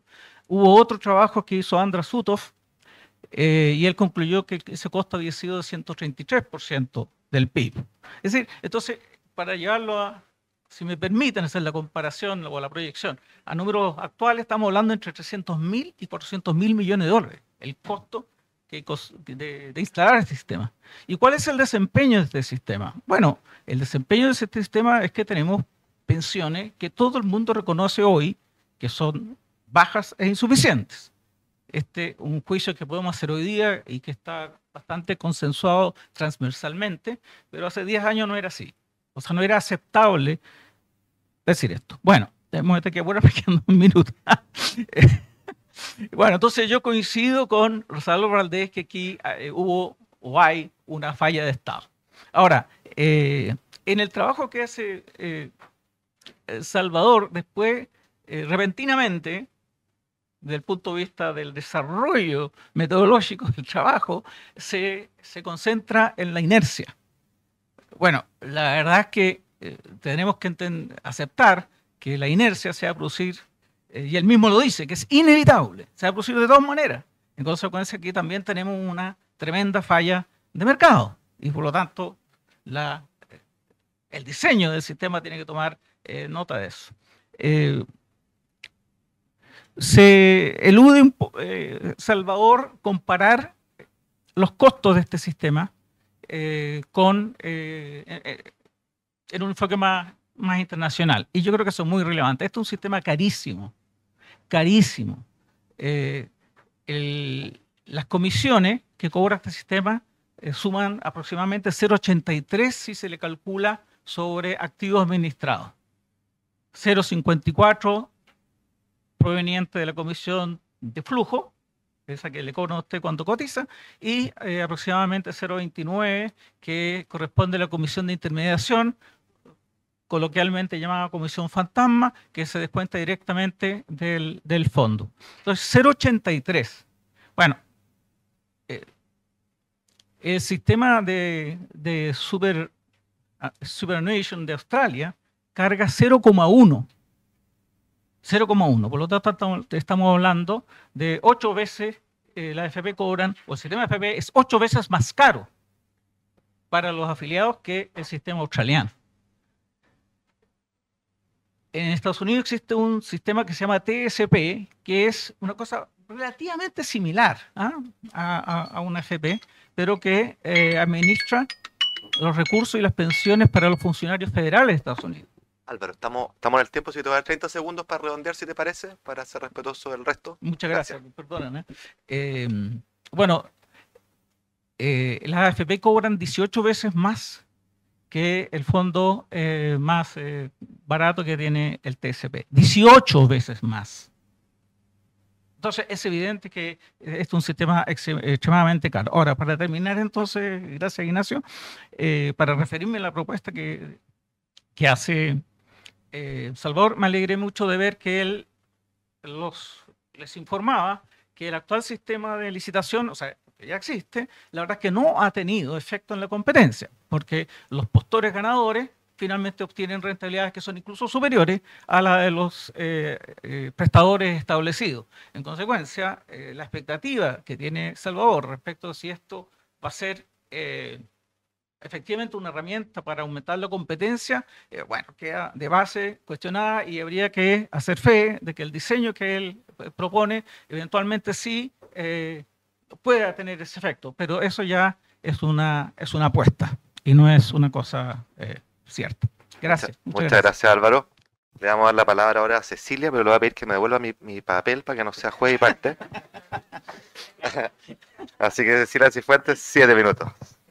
Ya, bueno, muchas gracias, muy buenos días a todos. Gracias, Salvador, por la invitación a comentar este trabajo que encuentro valiosísimo, porque si hay algo que hemos hecho mal, yo creo, en esta discusión de pensiones, es que en muchos aspectos la hemos hecho un poco a ciegas de datos y de estudios y de análisis. Y aquí Salvador entrega evidencia muy importante para analizar el tema de la organización industrial. También hemos avanzado en tener datos para estudiar la otra parte, que es la reforma al sistema en su componente contributivo. Lamentablemente los datos a veces han estado un poco tarde. Voy a partir haciendo un disclosure. Salvador Valdés fue mi profesor de organización industrial y de tópicos de organización industrial en la universidad. En este caso, la discípula no superó al maestro, porque yo me he dedicado a otras áreas. Entonces, no soy experta en temas de organización industrial, yo voy a dar una mirada más que nada de políticas públicas, que es el tema al que me he dedicado más. Pero un poco resumiendo los aspectos centrales, yo creo que tenemos un consenso bastante amplio de que hay inercia. Yo creo que discutir sobre eso no tiene mucho sentido. Y si hay inercia, es evidente que no hay un incentivo en el oferente a bajar el precio. Solo va a perder si baja el precio. Entonces eso genera la sospecha de que puede haber rentas. Y lo que hace el estudio Salvador, un primer aporte a mi juicio, es que mide estas rentas. A lo mejor podemos tener discusión, en algún grado de discusión, si está bien medido o mal medido, pero me parece que ese diagnóstico es bastante claro y además es bastante esperado. O sea, si es que un oferente no tiene ganancia en bajar el precio, porque no va a captar a nadie más, es bien evidente que no está ese incentivo y ahí hay una falla de mercado y efectivamente la falla del Estado es no haber hecho nada para enfrentar el problema. Entonces, un segundo punto es que efectivamente pareciera que hay rentas aquí y es un deber del Estado entonces enfrentarlas. Hay un tema que es relevante en este análisis y que es que esto va a ir cambiando un poco hacia adelante por la demografía. ¿Por qué? Porque es verdad que este es un negocio que lo asegura el Estado en términos de que usted va a tener su mercado y además este mercado que usted tiene asegurado y en el que hay inercia va a estar normalmente creciendo, tanto en términos de cotizantes como en términos de sueldo. Bueno, la realidad demográfica hacia adelante eso lo cambia. La realidad demográfica hacia adelante es que el número de cotizantes va a permanecer estable en el tiempo. Ahí va a haber un tema que va a afectar los resultados en esta industria. Lo dejo solo como un punto relevante porque el tema, por ejemplo, de cambiar a comisión por saldo aquí tiene algo que hay que mirar. Bueno, entonces, ¿cómo disminuir la inercia o cómo introducir más competencia? Y Patricio mencionaba el tema del riesgo regulatorio y yo creo que es un dato que hay riesgo regulatorio. Ahora, el punto es que si nosotros, por ejemplo, elimináramos el riesgo regulatorio, ¿habría más entrantes? Yo tiendo a pensar que no, porque la inercia domina. O sea, por mucho que no haya riesgo regulatorio acá, ¿qué saca un entrante si sabe que no va a captar el número de afiliados que Salvador estudia que son alrededor de 500.000 afiliados para tener una escala razonable? ¿Cómo logra esa escala? Aún sin riesgo regulatorio. Entonces, reconociendo que hay riesgo regulatorio, lo que domina aquí es la inercia. Ese es el punto relevante. Y además, aún existiendo ese riesgo regulatorio, bueno, hubo dos entrantes con ese riesgo regulatorio presente y que pagaron precios relativamente altos. Entonces, ese es otro indicio más de que sigue siendo un buen negocio a pesar del riesgo regulatorio. Bueno, muestra también el estudio, que creo que eso es otro aporte importante, que la licitación de nuevos afiliados, si bien redujo las comisiones para los nuevos, no está eliminando el tema de las rentas y todavía entonces habría un espacio en introducir nuevos mecanismos. Y entonces aquí está la alternativa de licitación de stock, que Salvador la describe con mucho detalle y que efectivamente, de acuerdo a todo el análisis que él hace, podría resolver este problema.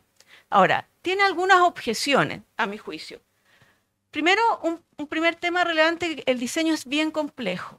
Entonces, y eso no impide que se haga, pero lo que sí hace tomar precauciones para esta vez diseñarlo bien, porque ya nos equivocamos con la licitación de la FC y con la licitación de los nuevos que tienen problemas de diseño.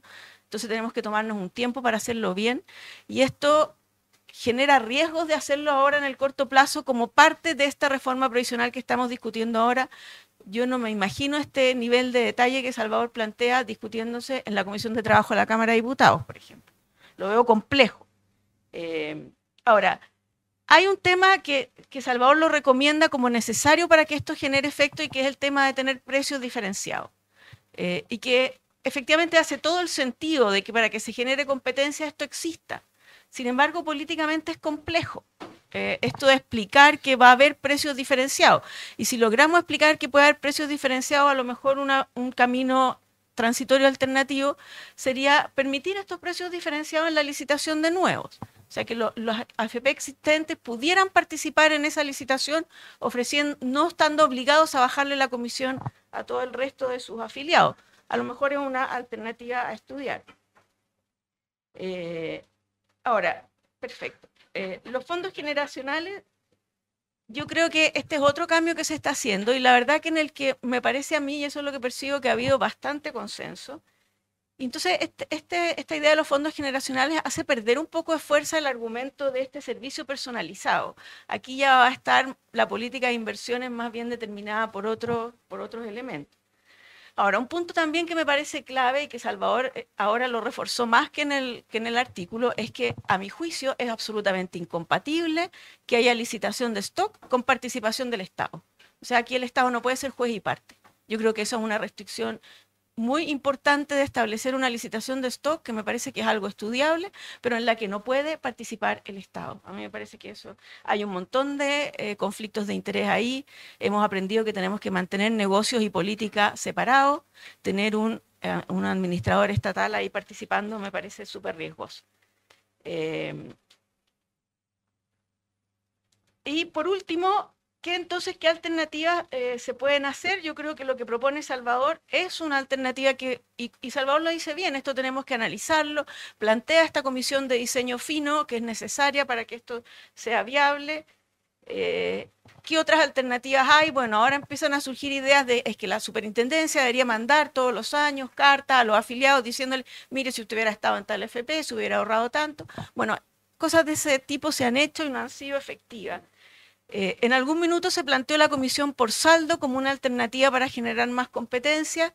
A mí me hacía sentido esa idea por un tema que uno aprendió, no sé, pues yo cumplo 40 años desde que entré a la universidad este año, así que esto de que el marginal fija el precio, y yo creo en eso. O sea, yo creo que una comisión por saldo sí es relevante para un grupo a lo mejor reducido de afiliados, para los cuales la comisión es súper relevante cuando tienen saldo de más de 200 millones de pesos o cifras de ese estilo, les va a importar. Ahora, la transición es súper compleja. Ya lo vimos, hacer la transición de este sistema a la comisión por saldo genera un montón de problemas y termina generando competencia en realidad en 10 años más. Entonces, una idea que en realidad no es idea mía, me llegó en este periodo, me pareció interesante que uno podría hacer como una alternativa es establecer una comisión diferenciada, termino en una comisión diferenciada, que haya una parte de la comisión que sea por sueldo, vinculada a lo que se llama la administración de cuentas, y otra comisión por saldo vinculada a la gestión financiera de los activos, y en que esa comisión por saldo se estableciera un mecanismo en que si el fondo no crece, la comisión no se cobra. O sea, como dar un poco respuesta a esta demanda de los ciudadanos de que cuando yo pierdo, la AFP sigue ganando. Bueno, en un sistema de cobro en que simplemente no hay ese cobro de comisión por gestión financiera cuando no hay ganancias, cuando no hay retorno. Entonces, y para cerrar, yo creo que es un gran aporte el que ha hecho Salvador con su estudio.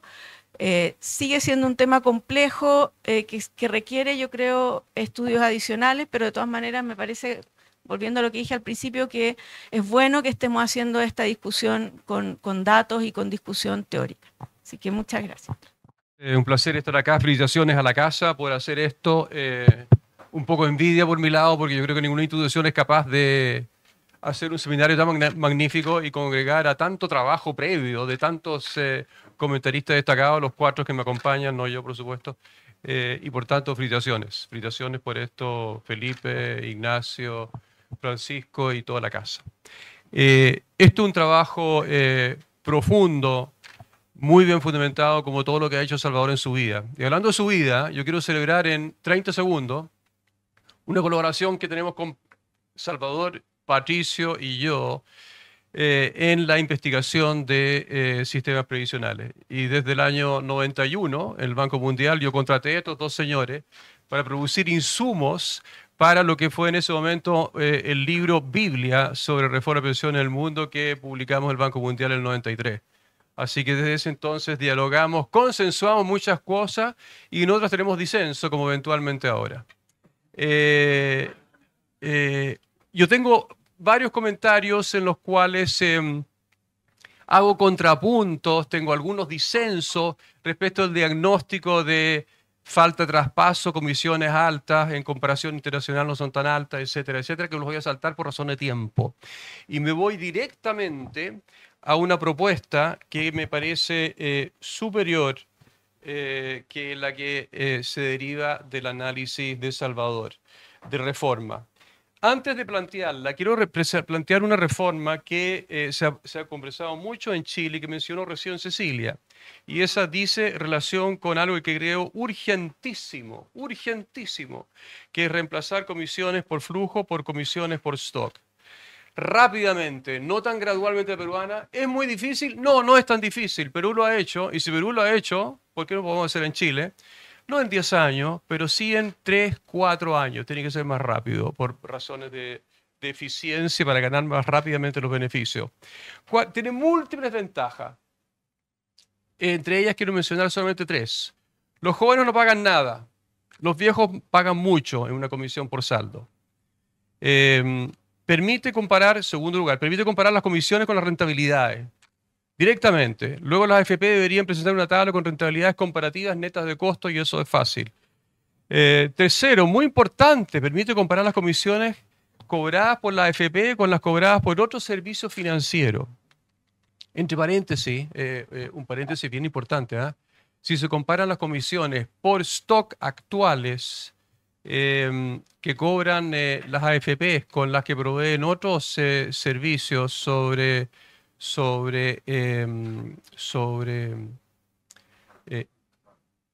los APB, ¿no? Los APB, eso es. Son un tercio. Son un tercio. La última vez que yo lo miré, puede haber cambiado, pero esto hace 3, hace 5, hace 7 años, era un tercio. Había una diferencia enorme entre las comisiones por saldo cobradas por la AFP y otros, que es uno de mis comentarios menores que yo le hago a Salvador en sus comparaciones. Nos faltan mucho más comparaciones, mucho más estimaciones. Pero, por supuesto, pasar a comisión por saldo transfiere recursos, desde afiliados jóvenes a viejos, al revés, desde afiliados viejos a jóvenes, desde afiliados ricos a pobres, y desde AFP con más afiliados jóvenes y pobres a afiliados viejos y ricos. Respecto a la distribución entre afiliados, esto es progresivo, pero al mismo tiempo es un incentivo o un menor desincentivo al empleo formal de trabajadores menos calificados, los más jóvenes y de menores ingresos. Todo esto me parece muy bien. Son beneficios secundarios, pero también muy importantes, más allá de la transparencia y la comparación con las rentabilidades. Segunda propuesta, y esa sí es la de fondo y es la contraparte a lo que propone Salvador, da un diagnóstico que creo que provee antecedentes que yo matizo un poquito con mis comentarios, pero en lo fundamental correcto. Dar un empujón a los afiliados para su decisión de reafiliación ahora. Es decir, no ahora, cada 2 años. En el sentido de Natch, en el sentido de Richard Thaler, Premio Nobel de Economía, y Cass Sunstein, más información y opciones de decisión con un empujoncito para obligar a los afiliados a tomar una decisión, o si no la toman, obligarlos a una determinada opción.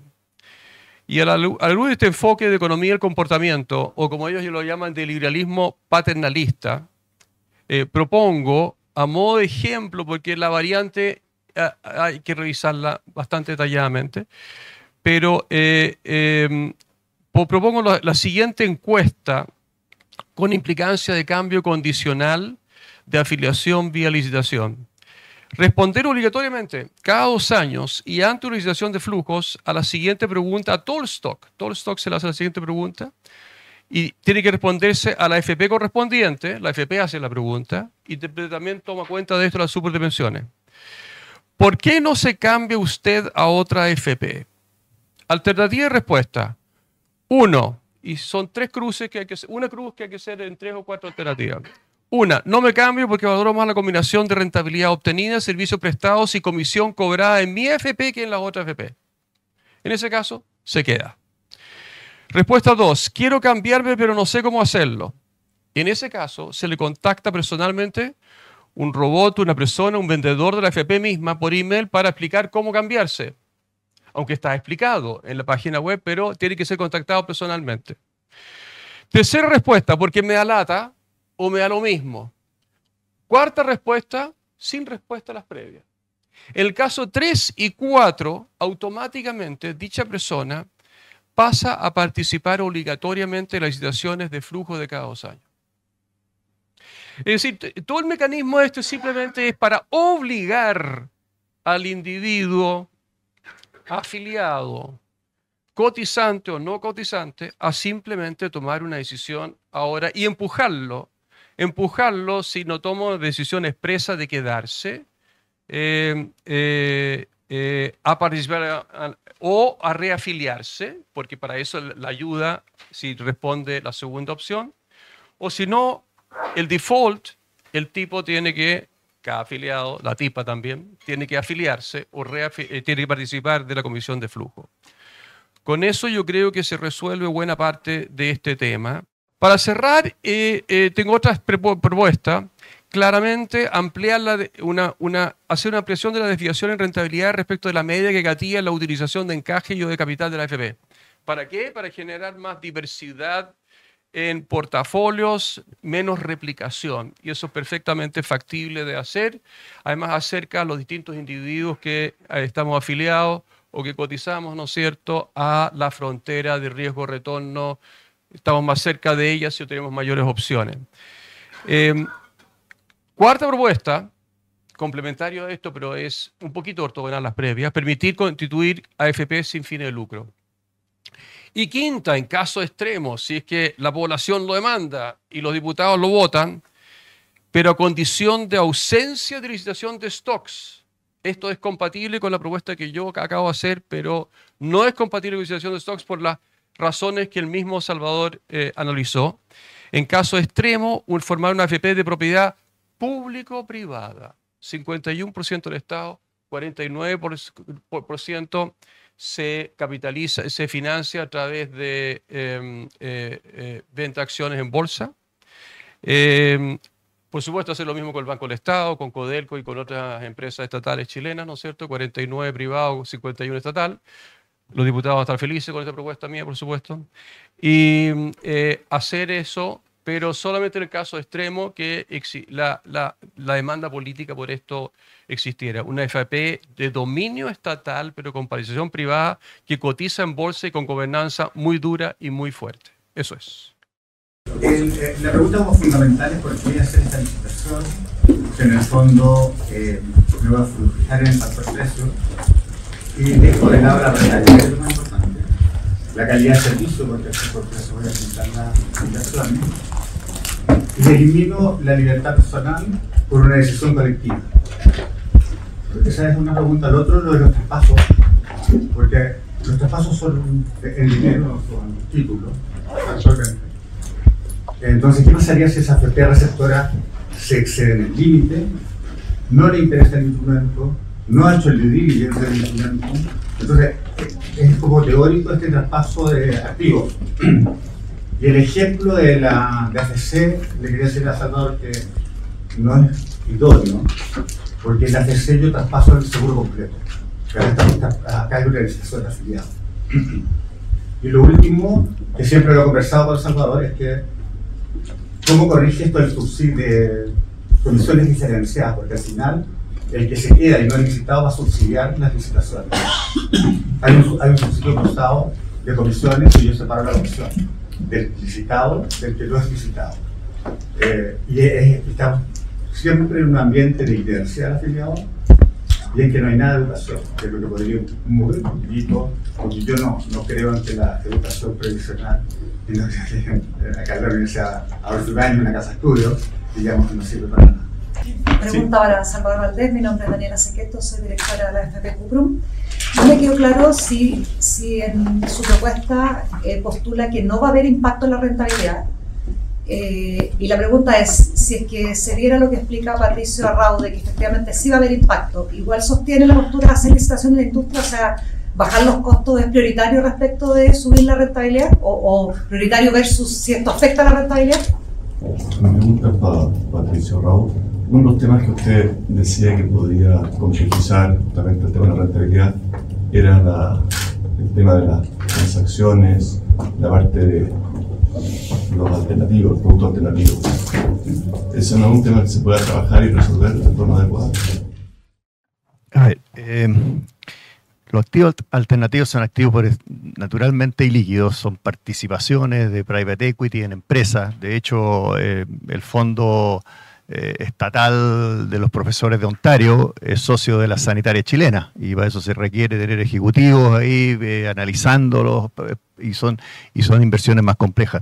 Los fondos alternativos que están emergiendo en el mundo, que están creciendo mucho, qué sé yo, un fondo de infraestructura en Asia o tecnología en otra parte del mundo, son general partners muy específicos, muy especializados, tienen cláusulas eligen a sus entrantes, tienen un listado de entrantes, ellos deciden si entran o no entran, se regodean, mientras mejores son, más se regodean y más rentabilidad dan, y por lo tanto yo presumo que no van a tener interés en estar con unos inversiones institucionales que vienen con una restricción del superintendente, que tienen que exigir que no haber comisiones de entrada ni comisiones de salida. Estos fondos tienen calls, y esa es la manera de obtener rentabilidades de largo plazo, 300, 500 puntos base mayores. Y para eso tú necesitas que tu portafolio no se mueva. Tu portafolio de los jóvenes de 30 a 35 no tiene que moverse mucho. Funciona más con una opción sin minorista, por cierto. Puede ser como o con un sistema más minorista que tiene pocos entrantes y pocos salientes para poder hacer los costos de fricción, de rebalanceo, cuando hay cambios, qué sé yo, son menores. Yo sostengo que, y así lo dicen los expertos, y en esto los economistas quizás deberían ser un poquito más humildes. Yo voy a citar: hoy estamos hablando de fondos generacionales y al mismo tiempo estamos hablando de una situación de stock. Si tú al administrador de pensiones le estás diciendo todos los años, eventualmente podrás enfrentar una fuga de porcentaje de los afiliados, quiere decir que lo estás obligando a mantener un colchón de liquidez para enfrentar esa fuga y ese colchón de liquidez, y lo único que se logra es bajar la rentabilidad esperada del portafolio. Silvia Fernández, la head manager de BlackRock. O sea, no estamos hablando de alguien que no sepa de estas cosas. Entonces, aquí hay un tema muy delicado. Salvador, con su honestidad, lo plantea. Es muy delicado el tema de qué va a pasar con la rentabilidad promedio y si vamos a aprovechar el potencial de los fondos generacionales o los fondos ilíquidos que están emergiendo en el mundo, que son una alternativa. Yo creo que los 30 puntos base que vamos a ganar en las licitaciones los vamos a perder con creces en rentabilidad. Por lo tanto, aquí tenemos una pregunta que hacernos. Y segundo, vamos a perder la elección individual. La gente ahorra obligatoriamente hoy día porque antes ahorraba obligatoriamente para entregarle los recursos al Estado, para que esos recursos se le entregaran a los afiliados pensionados, a los pensionados de ese minuto, contra una promesa de que iban a recibir una pensión. Su ahorro era una promesa de reparto que no funcionaba. Hoy día es mucho mejor. Yo creo que hay que preservar el sistema minorista. La gente se siente más adherida al sistema minorista, hay que seguir educándolo, seguir enseñando, tienen que seguir aprendiendo y estar cerca al sistema. Un sistema de licitaciones rotativas, mayorista como este, que va a eliminar el mercado minorista, va a tener también problemas propios de legitimidad. La gente va a suponer que el Estado ahora le está arreglando de otra manera sus pensiones, y cuando vea después, compare las rentabilidades de uno con las del lado, vamos a tener problemas. Yo creo que estamos iniciando este debate que es muy relevante. Lo que Salvador plantea ha sido muy relevante, y hay que estar muy atento a estos impactos de tributo. Bueno, ¿por qué hacerlo? Yo creo que aquí, a ver, yo creo que tenemos consenso en que tenemos un problema de inercia, que hay una falla de mercado. Obviamente este no es el único mercado en que hay fallas, pero en este hay una falla, y que tiene como correlato una falla del Estado por el deber de hacer algo. La opción que sugiere Salvador es a mí me parece un aporte valioso, es compleja. Uno de los problemas es efectivamente el traspaso de activos. Tiene que poderse hacer este traspaso de activos, si no efectivamente es incompatible con la idea de fondos generacionales. Y al parecer tiene solución. No es una solución simple, pero tiene una solución. Ahora, ¿qué es lo que pasa con esto? Yo creo que nosotros tenemos un problema originado en esta falla de mercado, originado en que esta ha sido una discusión de consignas y de falsedades por décadas. Tenemos un problema de legitimidad en el sistema. Yo creo que el statu quo no es la mejor opción. Yo creo que eso es lo que uno debería tener claro. O sea, el statu quo en este minuto lo que significa es que vamos a seguir con este problema de legitimidad en la industria. Es un problema difícil de resolver, esta inercia. Tenemos que buscar una alternativa razonable. A mí me parece que a lo mejor esta propuesta no es perfecta. Me parece sí que es mejor que el statu quo. Al final no va a ser difícil tener el óptimo acá. Pero tenemos que hacer algo que permita que el sistema se legitime. Porque yo estoy convencida de que el sistema de capitalización es superior al sistema de reparto en el objetivo de entregar mejores pensiones. Y por lo tanto vale la pena tratar de resolver estos problemas que tenemos de falla del Estado y de falla del mercado. No hay una solución perfecta, pero es un aporte que estén saliendo soluciones que permitan avanzar. Lo que sí, si esta va a ser la opción, yo estoy de acuerdo con Salvador después de ver el estudio, que esto no es implementable en el corto plazo. Necesitamos hacer un proceso de diseño complejo, y es muy importante que se haga, porque hemos hecho 2 procesos de licitaciones que estamos viendo que no funcionan. Entonces no es un tema simple. Me parece también, y esto creo que a veces hemos confundido, tener personas que saben de temas de seguridad social poniéndolas a opinar de temas de organización industrial. No son las mismas especialidades. Aquí se necesita, y Chile tiene, Salvador es una demostración, aquí los que tienen que diseñar esto no son los expertos en seguridad social, son los expertos en organización industrial. Y es un proceso delicado. 2 cosas. Hace un tiempo atrás, seguramente ustedes escucharon un debate entre destacados economistas que disputaban qué país deberíamos seguir como ejemplo, digamos. Y hablaban de Nueva Zelanda y hablaban de Singapur. Y tenían opiniones distintas al respecto. Ambos economistas destacados son, con matices, defensores de nuestro sistema de elección individual. Y es curioso porque tanto Nueva Zelanda como Singapur tienen sistemas de pensiones que son fundamentalmente públicos, y con una serie de garantías que nuestro sistema está. Pero cuando están acá, defienden este sistema. Eso es un punto. 2, o sea, para tratar de tener cierta coherencia en las cosas que planteamos. 2, respecto de la comisión por saldo y el asunto de los activos alternativos, yo sugiero mucha cautela. Respecto de la comisión por saldo, ocurre que van a pagar los 11 millones o casi 12 millones de afiliados antes que pagar comisión. Hoy día solo pagan 6 millones, que son los cotizantes. Bueno, si yo estoy en la industria de la AFP, estoy ansioso que se amplíe a los 11 millones la posibilidad de cobrar comisión, ¿no es cierto? Ya. Y el tránsito a una comisión de equilibrio, bueno, es ganancia neta para la industria. Respecto a los activos alternativos, lamentablemente cuando se ampliaron los límites, el Banco Central no nos proporcionó, no nos alimentó con ningún dato. Porque los activos alternativos, ¿por qué son atractivos? Primero porque, en teoría, ofrecen una mejor rentabilidad, ¿verdad? Bueno, no tenemos los datos, no están. El Banco Central, en su minuta explicativa, no dijo nada al respecto. Y lo otro que es atractivo de los activos alternativos es que, en teoría también, van a ayudar a la diversificación, pero no tenemos ningún dato que diga que esos mayores retornos de los activos alternativos se comportan con una correlación negativa respecto del actual retorno de las carteras sin esos activos alternativos. Por lo tanto, estamos saltando al vacío, no sabemos qué diablos va a pasar y además el mercado de activos alternativos es del orden de $1.000 millones en Chile. No es más que eso. Me estoy refiriendo a la startup para precisar, Patricio. Y la ampliación es de 6.000 millones. Por lo tanto, ese negocio eventualmente se multiplica por 7. Bueno, entonces creo que tenemos que ser muy cautelosos en estos cambios que se están proponiendo. Gracias. Estoy trabajando en el equipo editorial del Informe Anual de Derechos Humanos de la Universidad Diego Portales. Me parece muy interesante el debate y las posiciones que se han dado acá.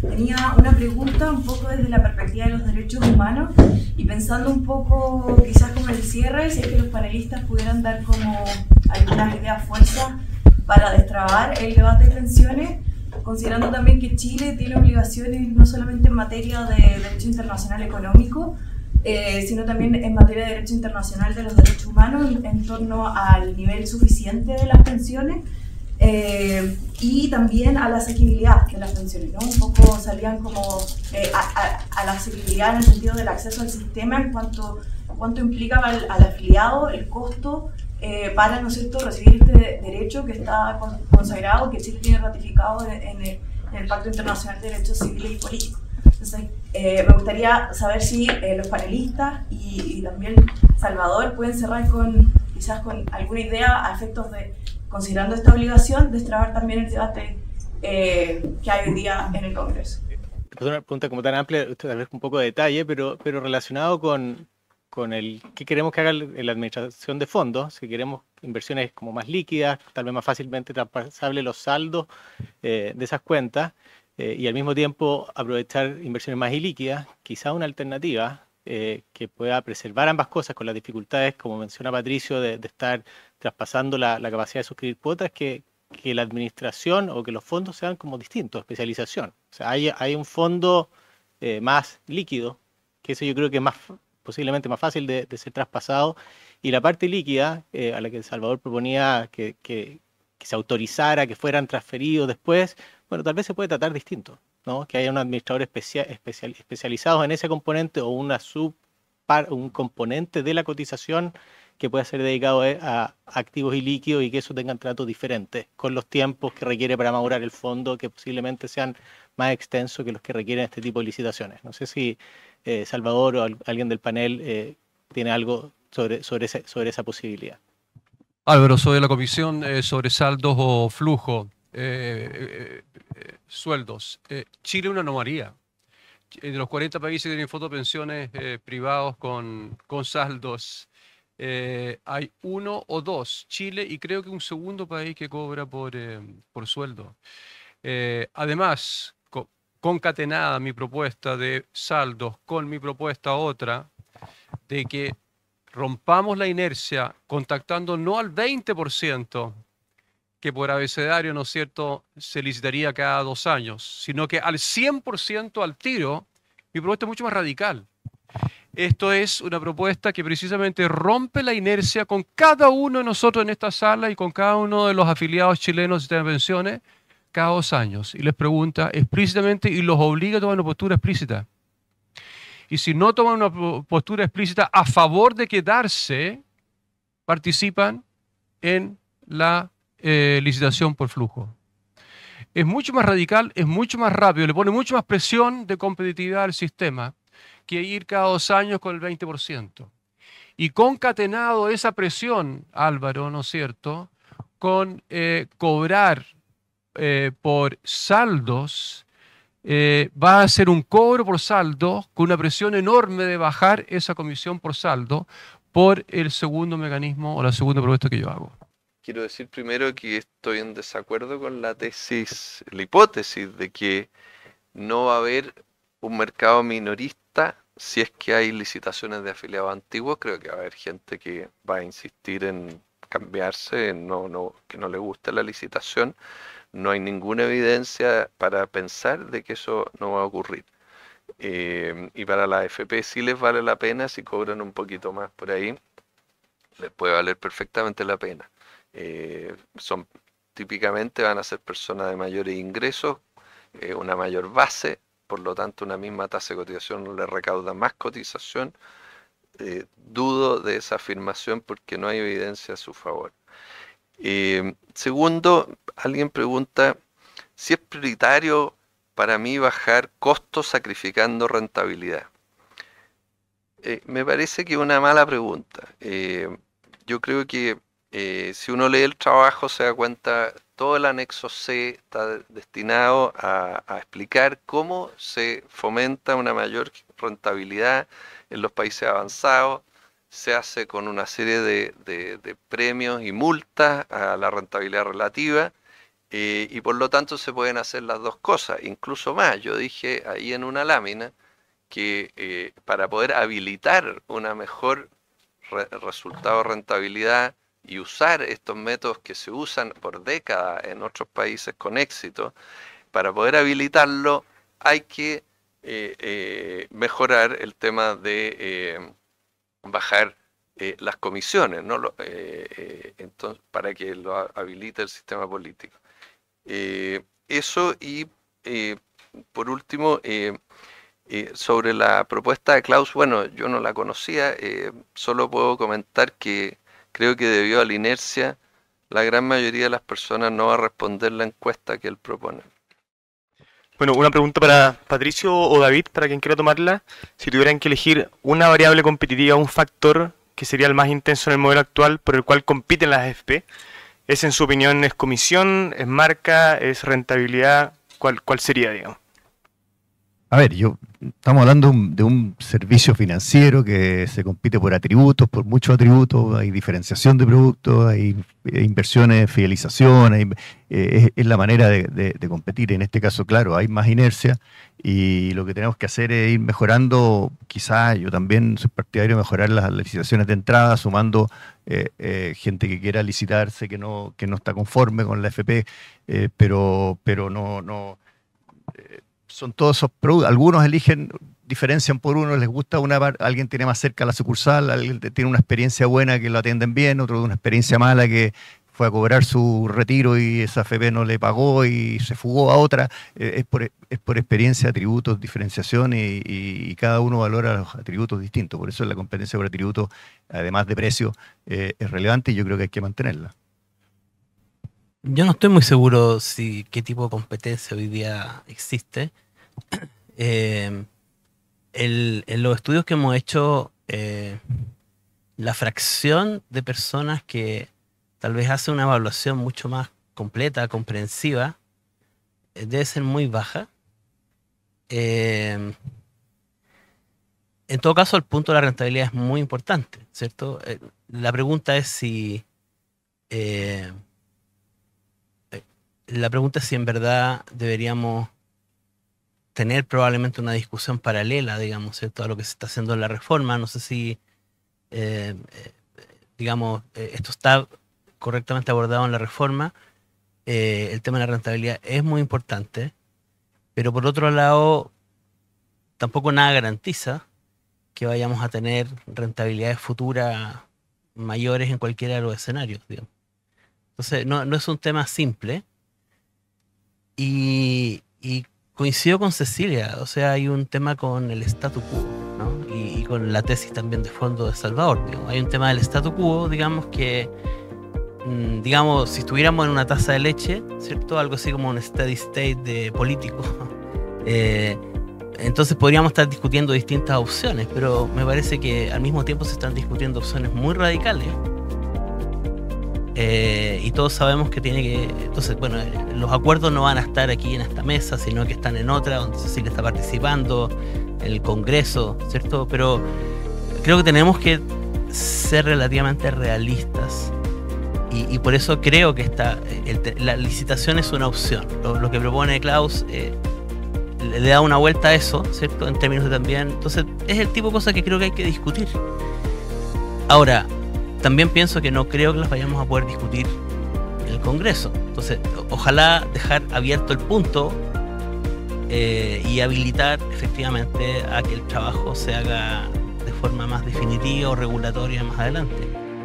Pero creo que ese es el escenario en el que estamos. Necesitamos, creo yo, saber que hay un espacio de cambio relevante, técnicamente bien hecho, que es lo que viabilice posteriormente el que tengamos una especie de algo más de paz para poder ir adelante y eliminar estos riesgos institucionales en los que nos encontramos hoy día.